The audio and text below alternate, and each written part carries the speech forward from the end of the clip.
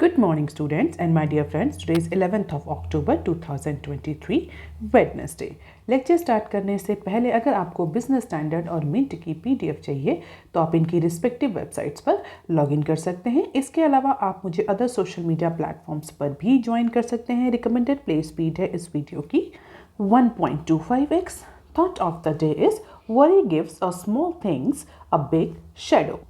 आज के mint paper की ये 7 इंपॉर्टेंट न्यूज़ हेडलाइंस हैं, बिजनेस स्टैंडर्ड की 22 इंपॉर्टेंट न्यूज़ हेडलाइंस हैं और आज के डिस्कशन में हम 12 न्यूज़ आर्टिकल्स बिजनेस स्टैंडर्ड से और 3 न्यूज़ आर्टिकल्स मिंट से कवर करेंगे। तो स्टार्ट करते हैं आज का पहला आर्टिकल जो कि मिंट के पेज नंबर 1 पर दिया हुआ है। Family rift clouds $7 billion sale of Cipla. तो सिप्ला के वैल्यूएशन को लेकर के, डील की प्राइसिंग को लेकर के हामिद फैमिली और जो सिप्ला के प्रमोटर्स हैं उनके बीच में डिफरेंसेस आ रहे हैं और कहा जा रहा है इन डिफरेंसेस की वजह से जो सिप्ला की 7 बिलियन की जो सेल का जो प्लान है जो सिप्ला के वो हैम्पर कर सकता है, वो डिस्टर्ब हो सकता है क्योंकि जो सेल अगर इन दोनों के कंसेंसस से जल्दी फाइनलाइज हो जाती फिलहाल के लिए उस पर्टिकुलर डील में, उस पर्टिकुलर सेल में अब ज़्यादा टाइम लग सकता है क्योंकि इन दोनों ही यानी जो हामिद फैमिली है और जो सिप्ला के प्रमोटर्स हैं उन दोनों के बीच में ही जब तक कंसेंसस इमर्ज नहीं होगी सिप्ला के वैल्यूएशन को लेकर के तब तक कि सिप्ला की जो ये सेल की जो डील है ये फाइनलाइज नहीं होगी। क्योंकि कुछ जो फैमिली मेम्बर्स हैं हामिद फैमिली के उनका ये कहना है कि जो ये 1200 रुपये पर शेयर का जो वैल्यूएशन लगाया गया है सिप्ला का, दिस इज नॉट ओके और इसको लेकर के 1200 रुपये पर शेयर पे लेकर के कंसेंसस नहीं बन पा रही है। A non agreement on pricing from a faction of Hamid family has put the deal process on slow track. क्योंकि इंडिविजुअल्स का कहना है कि जो थर्ड जनरेशन है सिप्ला के प्रमोटर्स ग्रुप का वो फिलहाल के लिए सिप्ला से एग्जिट करने के लिए बहुत ज़्यादा कीन नहीं है अगर उसको कोई अच्छी डील नहीं मिलती। इट मीन्स अगर जब तक अच्छी डील या अच्छा वैल्यूएशन नहीं मिलता है तो जो फैमिली है वो फिलहाल के लिए एग्जिट करने के लिए बहुत ज़्यादा कीन नहीं है क्योंकि Cipla is also a promising company. तो कोई बहुत जल्दीबाजी नहीं है फैमिली मेम्बर्स को इस पर्टिकुलर फैमिली से एग्जिट करने के लिए और अपना जो स्टेक है उसको सेल करने के लिए जब तक कि उनको एक सब्सटेंशियल प्रीमियम जो है वो ऑफर नहीं हो जाता। और ऐसा कहा जा रहा है कि जो यूसुफ हामिद की सिस्टर हैं, जो उनके यंगर ब्रदर हैं, ये दो फिलहाल जो अप्रॉक्सीमेटली 8% का सिप्ला में शेयर होल्ड करते हैं वो फिलहाल के लिए इस डील के फेवर में नहीं है। हालांकि कोई ऑफिशियल कमेंट नहीं आया है लेकिन ऐसा जो पीपल अवेयर है मैटर से उनका ही कहना। So this is all about the Torrent pharmaceutical that has reportedly shown interest in buying the Cipla और ये न्यूज़ को हमने कवर किया था, अगर आप रेगुलर हैं तो आपको पता होगा। लेकिन फिलहाल के लिए जो वैल्यूएशन ऑफर किया जा रहा है, जो डील ऑफर करी जा रही है उसको लेकर के कई सारे मेंबर्स के बीच में कंसेंसस नहीं है। And this is the promoter stakes, कितना टोटल प्रमोटर होल्डिंग्स है 33.47% की और कितनी किसकी होल्डिंग है you can just have the glimpse of it. And this is all about the revenue profile of Cipla. अब देख लेते हैं article number 2 that is given on page number 1 of Mint paper. IMF raises India growth forecast for financial year 24 to 6.3%। IMF stands for international monetary fund. तो international monetary fund ने financial year 24 की जो growth forecast है India के लिए उसको increase कर दिया है फ्रॉम 6.1% ऑफ अर्लियर प्रोजेक्शन। तो पहले जो प्रोजेक्शन किया था जुलाई में IMF ने 6.1% का GDP प्रोजेक्शन किया था उसको इंक्रीज करके 6.3 कर दिया है और ये इस कंटेक्स्ट में बहुत इंपॉर्टेंट रिवीजन है। जबकि जो अदर मल्टीलैटरल एजेंसीज हैं, अदर फाइनेंशियल इंस्टीट्यूशंस हैं, वो इंडिया की जो ग्रोथ फोरकास्ट है, जो GDP ग्रोथ फोरकास्ट है उसको स्लैश डाउन कर रहे हैं, उसको कम कर रहे हैं, उसको रिड्यूस कर रहे हैं। उस कंटेक्स्ट में IMF का एक कॉन्ट्रेरी फोरकास्ट जो है वो बहुत इंपॉर्टेंट हो जाता है। और डेफिनेटली अगर IMF ने 6.1% से इंक्रीज करके 6.3% ग्रोथ रेट प्रोजेक्ट किया है फाइनेंशियल ईयर 24 के लिए तो उसके पीछे कुछ रीजन दिए होंगे। तो IMF ने जो रीजन साइट किए हैं, IMF का ये कहना है कि कंजप्शन जो है वो इंप्रूव करेगा इंडिया में, इंडियन इकोनॉमी में इस फाइनेंशियल ईयर में कंजप्शन इंप्रूव करेगा स्पेशली आफ्टर जून क्वार्टर। हम सभी को पता है कि इसके बाद हमारा फेस्टिव सीजन होता है। हालांकि जून में भी IMF के अकॉर्डिंग एक सिग्निफिकेंट कंजप्शन या हम बोल सकते हैं स्ट्रॉन्गर देन एंटिसिपेटेड कंजप्शन देखने को मिला और जून क्वार्टर तक अगर हम इकोनॉमिक ग्रोथ की बात करें तो जून क्वार्टर में 7.8% की ग्रोथ रेट से इंडियन इकोनॉमी ग्रो हुई है। इसके अलावा जो अदर इंडिकेटर्स की बात करें जैसे कि कैपिटल फॉर्मेशन, जिसको हम जनरली इन्वेस्टमेंट की प्रॉक्सी के फॉर्म में कैलकुलेट करते हैं, प्राइवेट कंजप्शन जो कि एक इंडिकेटर है कंजप्शन डिमांड का, इन दोनों ही इंडिकेटर्स में, इन दोनों ही पैरामीटर्स में हमें एक अच्छी खासी ग्रोथ रेट देखने को मिली एज पर IMF। 8% का ग्रोथ रेट हमें देखने को मिला कैपिटल फॉर्मेशन में, और प्राइवेट कंजप्शन जो है वो 6% से ग्रो किया है, and because of highest GST collection. अगर जीएसटी कलेक्शन की बात करें तो वो भी सिग्निफिकेंटली इंक्रीज हुआ है। क्रॉस जीएसटी का रिवेन्यू जो है वो 12% एनुअल रेट से इंक्रीज हुआ है in the June quarter. Because of all these reason IMF ने जो ग्रोथ है कंजप्शन में वो और स्ट्रॉन्गर एंटिसिपेट करी है, और इसी कंजप्शन में ग्रोथ की वजह से IMF ने एक पॉजिटिव रिवीजन किया है इंडियन इकोनॉमी की GDP को लेकर के।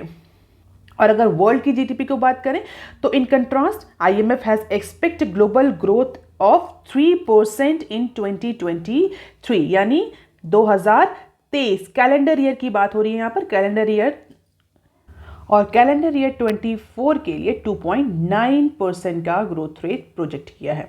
हालांकि ये जो प्रोजेक्शन है ये कैलेंडर ईयर के बेसिस पर है, क्योंकि इंडिया में फाइनेंशियल ईयर अप्रैल से स्टार्ट होकर के मार्च 31 में एंड होता है। तो ये जो इंडिया के लिए प्रोजेक्शन है वो इंडिया के फाइनेंशियल ईयर के अकॉर्डिंग है, हालांकि जो वर्ल्ड के लिए प्रोजेक्शन किया है कैलेंडर ईयर्स के अकॉर्डिंग किया है।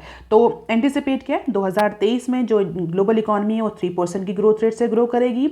2024 में 2.9% का ग्रोथ रेट देखने को मिलेगा, जो कि एडवांस इकोनॉमी है जो 1.5% से फाइनेंशियल कैलेंडर ईयर 23 और 1.4% से कैलेंडर ईयर 2024 में एक्सपेंड करेंगे, ऐसा प्रोजेक्शन है IMF का। अगर हम अदर मल्टीलैटरल एजेंसीज की बात करें तो अदर मल्टीलैटरल एजेंसीज में जैसे कि एशियन डेवलपमेंट बैंक ने 6.4% का ग्रोथ रेट प्रोजेक्ट किया है। आप मुझे कमेंट सेक्शन में लिख करके बताइए वर्ल्ड बैंक का कितना प्रोजेक्शन है, वर्ल्ड बैंक ने इस फाइनेंशियल ईयर में इंडिया के लिए क्या प्रोजेक्शन किया है। हालांकि अगर हम यूरो एरिया की बात करें तो IMF के अकॉर्डिंग 0.7% की ग्रोथ रेट से यूरो एरिया जो है वो ग्रो करेगा 23 में, और 1.2 से 24 में। तो इंडिया के लिए एक डिसेंट ग्रोथ रेट का प्रोजेक्शन है IMF का। हालांकि in comparison to other economies India is growing well, और in comparison to other multilateral agencies ये जो ग्रोथ फोरकास्ट है अप्रोक्सीमेटली एवरेज है।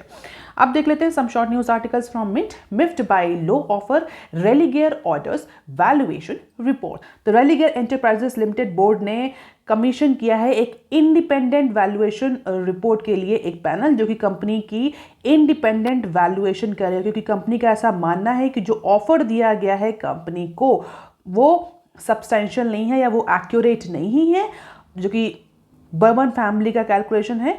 लेकिन इसको ओवरकम करने के लिए कंपनी ने एक इंडिपेंडेंट वैल्यूएशन रिपोर्ट जो है वो कमीशन करने का डिसीजन लिया, जिसके अकॉर्डिंग एक इंडिपेंडेंट वैल्यूएशन होगा। कंपनी जो रेलिगेयर है वो उसका, आप मुझे बताइए रेलिगेयर किस सेगमेंट में ऑपरेट करती है। अब देख लेते हैं article number 4 that is given on page number 4 of Business Standard. Jobless rate at 6 years low, wage employment share shrinks. कल की अगर आपने न्यूज एनालिसिस सुनी है तो हमने उसमें अर्बन अनएम्प्लॉयमेंट के बारे में डिस्कस किया था। Q2 में जो इंडिया का अर्बन अनएम्प्लॉयमेंट है वो अपने 5 साल के लोएस्ट पॉइंट पर पहुंच गया है।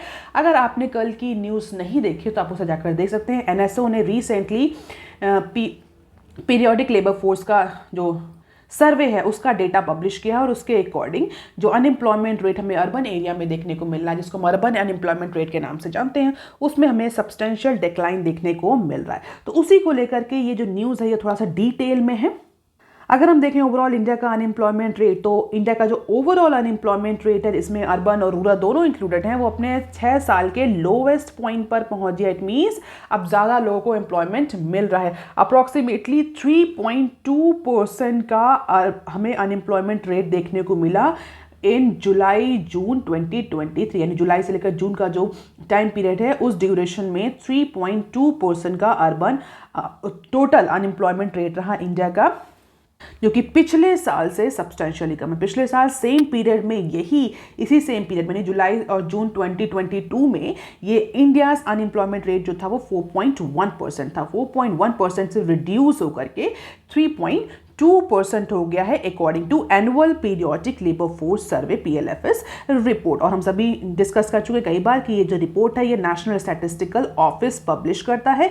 ये आप याद रखेंगे अगर आप किसी भी कॉम्पिटिटिव एग्जाम की तैयारी कर रहे हैं तो this could be the potential question. और अगर आप इस डेटा को डिटेल में देखें जो एनएसए ने मंडे को पब्लिश किया है तो unemployment rate in both rural as well as in urban area during this period has decline to 2.4% and 5.4% respectively. यानी दोनों ही केसेस में रूरल और अर्बन दोनों में ही हमें अनएम्प्लॉयमेंट रेट जो है वो डिक्रीज होता हुआ दिख रहा है। Unemployment rate for rural women that is 1.8% was lower than the rural man. हालांकि मैन के कंपैरिजन में वुमेन में जो अनएम्प्लॉयमेंट रेट है वो थोड़ा सा कम पेस से डिक्रीज हुआ है। और अगर हम यही सेम डेटा अर्बन के केस में देखें तो अर्बन के केस में फीमेल में जो अनएम्प्लॉयमेंट रेट है वो ज़्यादा है इन कंपैरिजन टू मेल। इसका मतलब क्या हुआ? इसका मतलब ये हुआ कि जो वुमेन लेबर फोर्स का डेटा अगर हम देखें तो उस ड्यूरेशन में वुमेन सेगमेंट में या वुमेन लेबर फोर्स में हमें ज़्यादा अनएम्प्लॉयमेंट देखने को मिला है in comparison to male. It means जो जॉब जनरेट्स हुई हैं इस ड्यूरेशन में उसमें मेल सेगमेंट को या मेल जेंडर को ज़्यादा अपॉर्चुनिटीज़ मिली हैं इन कंपैरिजन टू फीमेल। और यहाँ पर एक थोड़ा सा फैक्चुअल क्वेश्चन भी है। Before the PLFS the national sample survey organisation, जिसको पहले जो अब NSA होगा इसको पहले हम नेशनल सैंपल सर्वे ऑर्गेनाइजेशन के नाम से जानते थे, use to release data to employment and unemployment based on household social economic survey once every 5 year. लेकिन इसके बाद से ये इसको फ्रीक्वेंट बेसिस पर ये डेटा रिलीज किया जाने लगा बाय NSO जो कि पहले जिसको हम नेशनल सैंपल सर्वे ऑर्गेनाइजेशन के नाम से जानते थे। So this is all about the statistics employment report all India trend in terms of percentage rural urban और कंबाइंड। तो 2018 से लेकर के 2023 तक का डेटा दिया हुआ है। You can just have the glimpse of it. जैसा कि हमने डिस्कस किया कि पिछले 6 सालों के लोएस्ट पॉइंट पर पहुंच गया है अनएम्प्लॉयमेंट रेट। हालांकि फीमेल्स जो वुमेन लेबर है उसमें उतना अनएम्प्लॉयमेंट डिक्रीज देखने को नहीं मिल रहा है जितना हमें मेल सेगमेंट में या मेल जेंडर के केस में देखने को मिल रहा है। Worker by employment status rural plus urban, तो कितने इस पीरियड 18 से 23 तक का डेटा दिया हुआ है। सेल्फ एम्प्लॉयड कितने हैं, रेगुलर वेज वर्कर्स कितने हैं और कैजुअल लेबरर्स कितने हैं। And this is labour force participation rate. 15 साल से ऊपर के जितने भी लेबर है उनका अर्बन रूरल और कंबाइंड डेटा दिया हुआ है। बहुत ज़्यादा इस डेटा को याद करने की जरूरत नहीं है, बस हाँ आपको थोड़ा सा ट्रेंड पता होना चाहिए। अब देख लेते हैं article number 527 that is given on page number 6 of Business standard. और ये भी कल की न्यूज़ की तरह इजराइल और हमास का जो कन्फ्लिक्ट है उससे ही रिलेटेड है सारी न्यूज़। तो हम सारी न्यूज़ को कलेक्टिवली डिस्कस करेंगे। पहली न्यूज़ क्या है, people of India stand with Israel, Modi after Netanyahu update over 4। तो इंडिया ने फाइनली इजराइल को सपोर्ट किया है रिसेंटली, यानी मतलब कल हमारे जो प्राइम मिनिस्टर हैं उन्होंने अपने Israeli counter part Benjamin Netanyahu से फोन पर डिस्कशन किया और वहां की सिचुएशन का जायजा लिया। और उसके बाद से उन्होंने एक स्ट्रॉन्ग और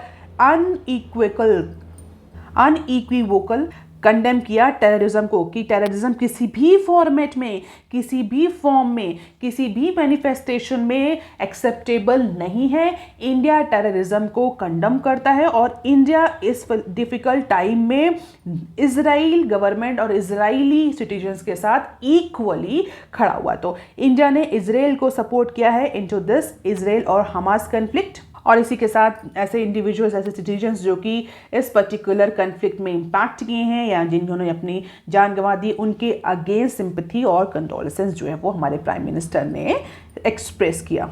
और इसके साथ ही नेतन्याहू को ये भी बोला गया है कि इंडिया के साइड से उन्हें फुल कोऑपरेशन और सपोर्ट इंडिया को दिया जाएगा आगे आने वाले फ्यूचर कोर्स ऑफ टाइम में। अब इसके साथ ही एक और न्यूज़ है जो कि इसी पर्टिकुलर कंटेक्स्ट से ही रिलेटेड है। Indian IT companies turn cautious. तो IT companies are turning cautious as tension between these two entities that is Israel और हमास आर एस्केलेटिंग। और ऐसा कहा जा रहा है कि ये फिर आगे वेस्ट एशिया और अदर वेस्ट रीजन में भी हमें बढ़ती हुई दिखेगी। और ऐसा पहले भी कई बार हुआ है, अप्रॉक्सीमेटली 6 से 7 बार ये इस पर्टिकुलर इशू को लेकर के इजराइल जो है वो वॉर कर चुका है। कई बार जो नेबरिंग कंट्रीज हैं वो भी इन्वॉल्व हुए हैं इसमें। तो पिछली हिस्ट्री को देख करके ऐसा एंटिसिपेट किया जा रहा है कि अगर ये वॉर या ये कन्फ्लिक्ट टाइमली रिजॉल्व नहीं होता तो अदर कंट्रीज या अदर वेस्टर्न रीजन में भी हमें इसका इम्पैक्ट देखने को मिल सकता है। और उसी की वजह से जो इंडियन इंफॉर्मेशन टेक्नोलॉजी कंपनीज हैं they are being very cautious, क्योंकि जो टेंशन है वो एस्केलेट हो रहा है एमिड द इजराइल और पैलेस्टीनियन वॉर। अब क्वेश्चन ये उठता है कि why Indian IT companies are actually so much cautious and tension और स्ट्रेसफुल। हालांकि अगर हम देखें तो इजराइल और पैलेस्टीन दोनों ही सिग्निफिकेंट हब नहीं है इंडियन आईटी कंपनीज के, लेकिन West Asia is an very important and emerging area and advertise could affect the existing and potential business prospect। कि जो वेस्ट एशिया में जो बिजनेस प्रॉस्पेक्ट्स हैं, जो अपॉर्चुनिटीज़ हैं, वो निगेटिवली इम्पैक्ट कर सकती हैं, क्योंकि IT companies recently West Asia में अपना एक्सपेंशन का कई सारी कंपनीज प्लान कर रही थी। तो उनका ये मानना है कि अगर ये कन्फ्लिक्ट अदर रीजन में इंक्रीज होता है तो डेफिनेटली उसका इम्पैक्ट में तो जो वेस्ट एशिया में हमारे एक्सपेंशंस हैं, उन प्लान हैं, उन पर पड़ सकता है। इसके अलावा in Israel Bangalore based firm Wipro has 80 employees all of whom are nationals of that country. तो वर्क फोर्स जो मिक्स है उसमें भी कई सारे जो इजरायलीज हैं वो एम्प्लॉयड हैं, तो इस पर भी इम्पैक्ट देखने को मिलता है। जैसे कि विप्रो की बात करें, टाटा कंसल्टेंसी सर्विसेज को देखें तो West Asia and Africa constitute 1.5% of total revenue, business भी वहाँ से आता है उस पर्टिकुलर सेगमेंट से। इंफोसिस में अगर देखें तो West Asia including Israel clubbed under the rest of world contribute 9.4% of total revenue of Infosys। इस तरीके से कि जो बड़ी बड़ी कंपनीज हैं उनका बहुत सिग्निफिकेंट एक्सपोजर तो नहीं है, लेकिन हाँ एक्सपोजर है और वो एक्सपोजर इम्पैक्ट करेगा। इसके अलावा जो वर्कफोर्स मिक्स है उसमें भी ये हमें एक्सपोजर या इस पर भी हमें इसका इम्पैक्ट, इस पर्टिकुलर वॉर का या पर्टिकुलर इम्पैक्ट देखने को मिल सकता है। And that is why Indian I T companies are being very cautious on this issue और they want actually to get this issue resolve at earliest. अब देख लेते हैं next clip. Tea exporters worry conflict spill over to Iran. अब ये बात हो गई टी एक्सपोर्टर्स की। अभी तक हमने बात करी इंडियन आईटी कंपनीज की, इजराइल और हमास के वॉर पे। अब जो टी एक्सपोर्टर्स हैं वो भी कॉशियस हैं, वो भी वरीसम सिचुएशन में हैं, क्योंकि ऐसा कहा जा रहा है कि इजराइल और हमास वॉर का जो स्पिल ओवर है वो वेस्ट एशिया में अगर फैला, स्पेशली ईरान जैसे कंट्रीज में, तो इंडिया के जो टी एक्सपोर्टर्स हैं उनका बिजनेस इम्पैक्ट करेगा।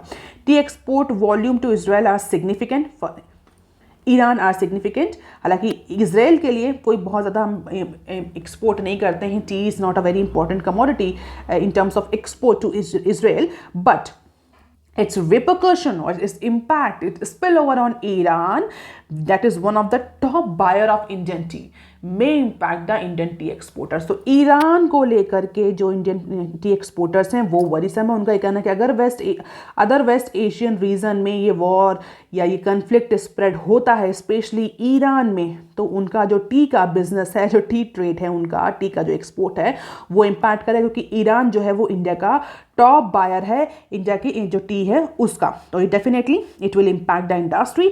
और अगर टॉप एक्सपोर्ट डेस्टिनेशन की बात करें for Indian tea during in January to December 2022 यानी लास्ट ईयर, तो यूएई सबसे इंपॉर्टेंट हमारा टी पार्टनर था या टी ट्रेडर था। रशिया, ईरान, तीन ये बड़े बड़े हमारे जो है वो टी एक्सपोर्टिंग कंट्री हैं। और इसी को लेकर के, इसी स्पिल ओवर को लेकर के जो टी एक्सपोर्टर्स हैं अब वो भी वरीसम सिचुएशन में हैं। अब देख लेते हैं article number 6 that is given on page number 6 of Business Standard. Coal stock at season low ahead of festival demand. पिछले लास्ट ईयर से अगर आप रेगुलर हैं इस चैनल में तो आपको पता होगा कोल की शॉर्टेज को लेकर के हम बहुत ज़्यादा न्यूज़ डिस्कस करते आ रहे हैं। कई बार पिछले कुछ टाइम से कोल की शॉर्टेज जो है वो बहुत इंपॉर्टेंट न्यूज़ बन गई है। इस बार आज के एनालिसिस में भी इसी कोल स्टॉक की बात करी गई है। अगर हम नेशनल एवरेज कोल स्टॉक देखें जो कि थर्मल पावर स्टेशंस के पास है अभी कितना कोल स्टॉक, तो that has reach to the critical low of first time this year. पिछले साल तो ये बहुत बड़ा चैलेंज था गवर्नमेंट के पास, जो अप्रॉक्सीमेटली जितनी भी थर्मल पावर स्टेशन कंपनी थे, थर्मल पावर स्टेशन से, उन सबके पास क्रिटिकली लो स्टॉक था कोल का। और उसका रीज़न भी हमने कई बार डिस्कस किया था कि इंपोर्ट से रिलेटेड और कोल मिक्स से रिलेटेड जो गवर्नमेंट ने मेजर्स लाए थे उन सब की वजह से कोल का स्टॉक जो था वो मेंटेन नहीं हो पाया था, क्योंकि गवर्नमेंट ने कुछ पॉलिसीज लाई थी डोमेस्टिक कोल प्रोडक्शन को लेकर के, और उसमें जो थर्मल पावर स्टेशन थे उनको कहा था कि आप डोमेस्टिक कोल खरीदिए instead of going for import of coal from other neighbouring countries. Units. तो उसी की वजह से कई सारे और भी मेजर्स थे, अगर आप रेगुलर हो तो आपको पता होगा। तो हमने वो न्यूज़ डिस्कस करी थी। इस बार इस पर्टिकुलर ईयर में हालांकि ऐसे कोई क्रिटिकल सिचुएशन देखने को नहीं मिली थी, लेकिन अभी का डेटा अगर देखा जाए तो उसके according first time this year the average stock of coal at thermal power station has reached the critical low। अब इसका रीजन क्या है? पिछली बार तो इंपोर्ट पॉलिसीज और कोल मिक्स को लेकर के कई सारे मेजर्स थे, वो रीजन थे। इस बार रीजन ये है कि जो ईस्टर्न इंडिया है उसमें बहुत ज़्यादा रेनफॉल देखने को मिल रहा है, जिसकी वजह से जो कोल का प्रोडक्शन है, कोल का जो सप्लाई है, वो इम्पैक्ट कर रहा है। So because of this rainfall, excessive rainfall in eastern region of India, the production and supply operations of coal is getting impacted, and this shortage in coal supply coincide with the period of rising power demand in India. और specially जब festival season आ रहा है तो उस समय और ज़्यादा पावर डिमांड बढ़ेगी। हालांकि इस समय हम समर सीजन में हैं, तो हमारी जो पावर डिमांड है वो ऑलरेडी पीक पर है। तो ये कहना कि इस ड्यूरेशन में कोल की शॉर्टेज जो है वो और ज़्यादा उभर कर सामने आ रही है, क्योंकि इसमें पावर डिमांड सबसे ज़्यादा है। अगर पावर डिमांड लो होती तो प्रोबेबली ये जो स्टॉक है ये क्रिटिकल लो पोजीशन पर नहीं होता और थोड़े टाइम बाद इसको मेंटेन कर लिया था। और अगर हम देखें तो अक्टूबर 8 में जो नेशनल एवरेज कोल स्टॉक है थर्मल पावर स्टेशन में, वो 7.6 डेज का बचा, यानी 40% ऑफ नॉर्मेटिव स्टॉक लेवल। केवल 7 दिन का, अप्रॉक्सीमेटली 7 दिन का स्टॉक अभी एवरेजली जो नेशनल पावर स्टेशंस हैं उनके पास है, according to national power port. Over the past week coal stock level has been falling while the national peak power demand has remained range from 190 to 220 gigawatts. तो जो power demand है वो peak पर है, लेकिन जो कोल का स्टॉक है वो फॉल कर रहा है, जिसकी वजह से जो थर्मल पावर यूनिट्स हैं, जो थर्मल पावर स्टेशंस हैं, उनके पास सफिशिएंट स्टॉक नहीं है। और ये एक बहुत ही अलार्मिंग सिचुएशन है, स्पेशली उस समय जब हम फेस्टिव सीजन की तरफ अप्रोच कर रहे हैं, जब हमारी ऑलरेडी इलेक्ट्रिसिटी डिमांड जो है वो पीक होगी, ऐसा मानना है एक्सपर्ट का। और वैसे भी पहले भी एंटिसिपेट किया जा चुका है कि इस साल हमें पावर में जो डिमांड में ज़्यादा हाइक देखने को मिलेगी in comparison to last year. तो कैसे गवर्नमेंट इस पर्टिकुलर सिचुएशन को से ओवरकम होती है, भी फ्यूचर में देखने वाली बात है। This is the status check कि कितना स्टॉक है as of October 8। You can just have the glimpse of it, बहुत ज़्यादा इसको याद करने की ज़रूरत नहीं है। लोडिंग कितनी हो रही है और ये रिडक्शन क्यों देखने को मिल रहा है? सिंपल, ईस्टर्न रीजन में हमें बहुत ज़्यादा रेनफॉल है, उसकी वजह से सप्लाई और प्रोडक्शन ऑपरेशंस दोनों इंपैक्ट हो रहे हैं। आप देख लेते हैं short news articles from Business Standard. Market rebound on softer Fed note, China stimulus. Monday को हमें जो इंडियन स्टॉक मार्केट थे उसमें हमें फॉल देखने को मिला था। क्यों फॉल देखने को मिला था हमने डिस्कस भी किया था कि because of the Israel Hamas war there is a pessimism all across the investor sentiment, जिसकी वजह से निफ्टी और सेंसेक्स जो थे वो डिक्लाइन किए थे। लेकिन अभी रिसेंटली जो इंडियन बेंचमार्क इंडाइसेस हैं along with most of the global markets have shown the rebound, थोड़ा सा रीबाउंड देखने को मिल रहा है। हालांकि जो एक दिन का लॉस है उसको रिकवर कर, बहुत सिग्निफिकेंट रीबाउंड तो नहीं है, बट हाँ थोड़ा सा एक दिन का लॉस जो हुआ वो रिकवर करने में हमें अपने इंडाइसेस में रीबाउंड देखने को मिला। अब इसका रीजन सडनली ये रीबाउंड या ये हमें इंक्रीज देखने को क्यों मिला? निफ्टी और सेंसेक्स में अप्रॉक्सीमेटली 0.9% का रिबाउंड देखने को मिला। ऑल्दो जो एफपीआई है वो अभी भी सेलिंग प्रेशर कंटिन्यू है, एफपीआई अभी भी सेल ही कर रहे हैं, लेकिन in spite of that Nifty and Sensex are significantly increasing और recovering the day one loss. अब क्या रीज़न है? 2 रीज़न इसके हैं कि यूएस फेडरल रिजर्व ऑफिशियल्स ने जो है वो फिलहाल के लिए सॉफ्टर टोन, या जो हम बोल सकते हैं सॉफ्टर मॉनेटरी पॉलिसी को अडॉप्ट करने की बात कही है। स्ट्रिंजेंट मॉनेटरी पॉलिसी से थोड़ा सा उन्होंने सॉफ्टर टोन लिया है। इसके अलावा चाइना ने जो इकोनॉमिक स्टिमुलस पैकेज अनाउंस किया उसकी वजह से चाइनीज जो ग्रोथ है वो हाई एंटिसिपेट करी जा रही है। Because of these 2 reasons Sensex has gain approximately 567 points, और यही सेम ट्रेंड हमें निफ्टी में भी देखने को मिला। अप्रॉक्सीमेटली 178 पॉइंट से दोनों ही इंडाइसेस जो है वो रिबाउंड हुए। अब देख लेते हैं next clip. Will exceed budget target for direct tax CBDT chief. Recently हमने ये डायरेक्ट टैक्स कलेक्शन और जीएसटी कलेक्शन की न्यूज़ हम क्वार्टरली कवर करते हैं, और हमने डिस्कस भी किया था कि इस बार जो टैक्स कलेक्शन है वो बजट से ज़्यादा हो रहा है, एंटिसिपेट से ज़्यादा टैक्स रिवेन्यू जो है वो कलेक्ट हो रहा है। उसी को लेकर के जो हमारे CBDT चीफ हैं या बोल सकते हैं कि जो central board of direct taxes के जो चेयरमैन है, आप मुझे कमेंट सेक्शन में लिख करके बताइए who is the chairman of central board of direct taxes, CBDT के चेयरमैन कौन है। उनके अकॉर्डिंग जो डायरेक्ट टैक्स कलेक्शन होगा इस फिस्कल ईयर में, इस फाइनेंशियल ईयर में, वो बजट एस्टिमेट से ज़्यादा होगा। बजट एस्टिमेट कितना रखा गया है? 18.23 ट्रिलियन का एस्टिमेशन किया गया है इस फाइनेंशियल ईयर में। यानी गवर्नमेंट ने एंटिसिपेट किया है कि 18.23 ट्रिलियन का डायरेक्ट टैक्स रेवेन्यू कलेक्शन होगा। लेकिन जिस तरीके से कलेक्शन का ट्रेंड देखने को मिल रहा है, जिस तरीके से कंपनीज के, स्पेशली बड़ी कंपनीज के की फिगर्स आ रहे हैं, स्पेशली आईटी सेगमेंट में, उन सबको देखते हुए ये कहा जा सकता है कि इस बार tax collection definitely budgeted amount से ज़्यादा होगा। तो आईटी सेगमेंट अच्छा परफॉर्म कर रहा है। और इसके अलावा जो नया टैक्स रेजिम आया है टीडीएस, किसके लिए? गेमिंग प्लेटफॉर्म्स के लिए, उसकी वजह से भी टैक्स कलेक्शन इंक्रीज करेगा। इसके अलावा क्रिप्टो डिजिटल एसेट्स से भी टैक्स कलेक्शन इंक्रीज करेगा। और रिसेंटली हमने पर्सनल गारंटी और कॉर्पोरेट गारंटी को लेकर के भी टैक्स रिविजन की बात कही है। उन सब की वजह से इस बार डेफिनेटली जो डायरेक्ट टैक्स कलेक्शन है वो इंक्रीज, और ओवरऑल टैक्स कलेक्शन वो भी इंक्रीज होगा, और ऐसा एंटिसिपेट किया। तो this is the study growth. Specially हम डायरेक्ट टैक्स की बात कर रहे हैं, अप्रैल 1 लेकर के अक्टूबर 9 के पीरियड तक कितना ग्रॉस टैक्स कलेक्शन हुआ है, रिफंड कितने हुए हैं, नेट टैक्स कलेक्शन कितना हुआ। और जो नेट टैक्स के सोर्सेज हैं definitely online gaming and virtual digital assets, उनसे सिग्निफिकेंट अमाउंट में टैक्स कलेक्शन, और उन्हीं दो सेगमेंट की वजह से डायरेक्ट टैक्स कलेक्शन में हाइप एंटिसिपेट किया जा रहा है। अब देख लेते हैं next slip. IMF ups India's financial year 24 growth forecast to 6.3% that we have already discuss. हाँ, यहाँ पर एक एडिशनल इन्फॉर्मेशन ये दी हुई कि अदर कंपनीज, जो अदर मल्टीलेटरल एजेंसीज हैं, फाइनेंशियल इंस्टीट्यूशंस हैं, उन्होंने क्या रिविजन किया है। तो Moody's, S and P, Morgan Stanley, IMF, World Bank, ADB, OECD, India Ratings, इन सब ने पहले कितने प्रोजेक्शन किए थे। This is black means earlier projection, yellow वाला रिवाइज प्रोजेक्शन है। और मोस्ट ऑफ द केसेस में हम देखें तो रिवीजन या तो मेंटेन किया गया है या इंक्रीज किया गया। तो it's good news for India, और किससे कई सारे रीजंस भी हैं। हर बार जब हम डिस्कस करते हैं उस इंस्टीट्यूट के बारे में तो हम रीजन भी डिस्कस करते हैं। अब देख लेते हैं next slip. In India 1319 Indians now boost rupee 1K crore net worth each Huron. तो हुरन की रिपोर्ट रिसेंटली आई है, और उसके अकॉर्डिंग जो ऐसे इंडियंस जिनकी नेट वर्थ 1000 करोड़ से ज़्यादा है, उनका नंबर सिग्निफिकेंटली इंक्रीज हुआ है 2023 में अप्रॉक्सीमेटली 1300 ऐसे इंडियंस हैं जिनकी नेट वर्थ 1000 रुपए से ज़्यादा है, as revealed by 361 wealth Hurun India rich list 2023, जो कि कल रिलीज हुई है।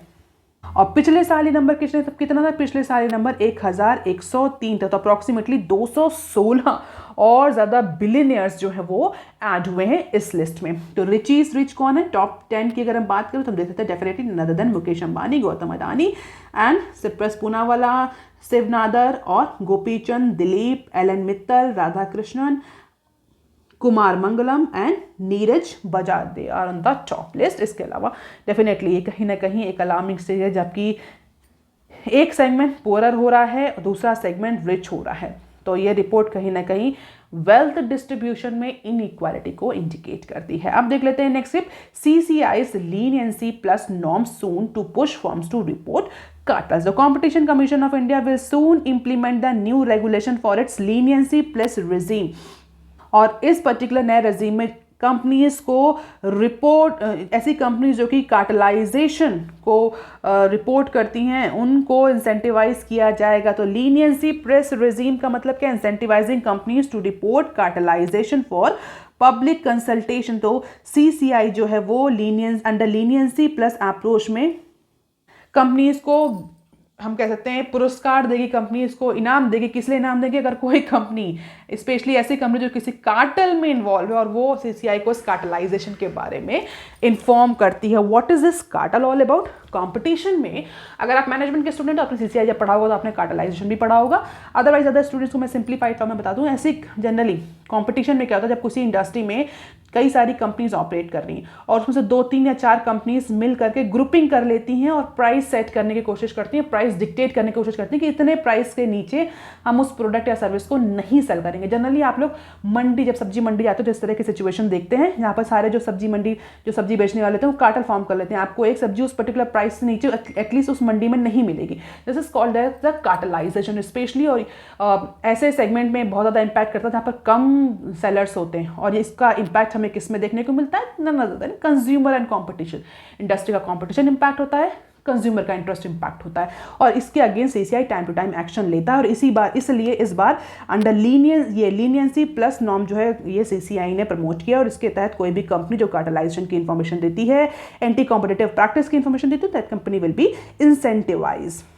और अगर वो खुद कार्टेलाइजेशन में इन्वॉल्व है तो उसके अगेंस्ट जो पेनाल्टीज हैं वो भी रिड्यूस कर दी जाएंगी प्रोसीडिंग्स में। अब देख लेते हैं next, BOB app can't on board new users. तो कल आरबीआई ने बैंक ऑफ बड़ौदा को स्टॉप कर दिया है नए कस्टमर को बोर्ड करने के लिए। किस पे बोर्ड करने के लिए? जिसका मोबाइल बैंकिंग फैसिलिटी ऐप है बीओबी वर्ल्ड, उस पर नए कस्टमर अब ऑन बोर्ड नहीं हो पाएंगे। इमीडिएट इफेक्ट से आरबीआई ने रिस्ट्रिक्ट कर दिया है बैंक ऑफ बड़ौदा को। Reason behind this action, certain material supervisory concern observed in a manner of onboarding of their customer onto this mobile application। तो डेफिनेटली कुछ सुपरविजन रिलेटेड, डेटा रिलेटेड कुछ issue से, जिसकी वजह से फिलहाल के लिए रिजर्व बैंक ऑफ इंडिया ने बीओबी वर्ल्ड जो एक ऐप है बीओबी का, उस पर नए यूजर का रजिस्ट्रेशन बंद कर दिया है। To add new customer, bank will have to rectify the existing deficiency, observe and strengthen the process according to the RBI standard. तो फिलहाल के लिए बीओबी वर्ल्ड जो है वो ब्लॉक कर दिया गया है नए यूजर्स के लिए। अब देख लेते हैं next clip, India's natural gas demand to rise 4% in 2023 says IEA। What is this IEA? International Energy Agency. ये क्या है? इसका हेडक्वार्टर कहाँ है? कौन कौन इसके मेंबर कंट्री? आप मुझे कमेंट सेक्शन में लिख करके बता सकते हैं। उसके अकॉर्डिंग इंडिया की जो नेचुरल गैस डिमांड है वो 4% की ग्रोथ रेट से ग्रो करेगी 2023 में, and rise at an annual average rate of 8% till 2026। और 2026 तक ये ग्रोथ रेट 8% तक पहुंच जाएगा as per international Energy agency. और ये जो प्रोजेक्शन है बहुत ऑब्वियस है, क्योंकि जिस तरीके से इंडिया क्रूड ऑयल को के यूजेस को रिड्यूस कर रही है, एथेनॉल, सस्टेनेबल एनर्जी और अदर सोर्सेज को यूज कर रही है, तो definitely this growth rate is actually very logical, very rational. इसके अलावा ग्लोबल डिमांड जो है वो 1.6% रहेगी per year between 2022 to 2026 as per this International Energy Agency. So that is all for today students. Please like, share and subscribe. Thank you. Have a nice day.